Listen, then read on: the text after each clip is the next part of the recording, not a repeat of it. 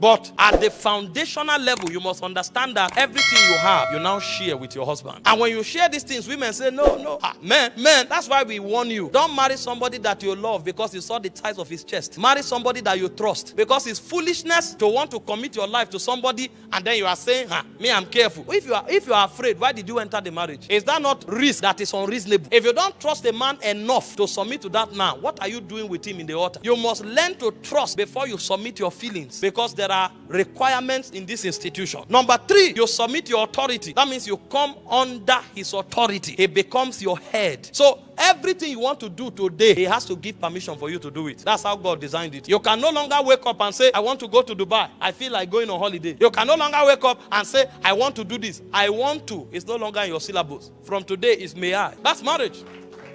And thank God, what I'm sharing here is not in Oxford. I'm sharing it in church. If I go out for marriage seminar, I will talk about friendship. But when I'm in church, I will talk Bible. And then finally, you submit your body, because that's the highest thing you have. You submit your body. Mutually, you submit your body. Your body is no longer your own. Your body belongs to your husband as much as it belongs to you. You have to submit your body to your husband. These are 4 levels of submission, and this is the code for harmony in marriage. You must have heard it in many places, that all men desire is respect and honor. It's God that designed it that way, because God already gave a commandment that women should submit. That's why he designed it that way.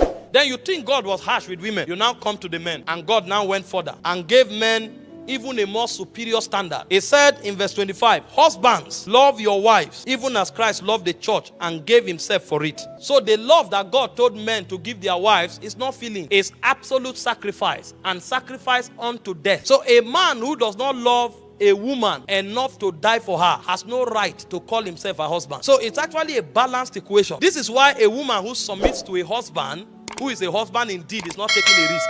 Because at the end of the day, everything that man has, he will relinquish it back to the woman. This is the cry and the calamity of many believers, because they confess things that they don't know the economy to work in.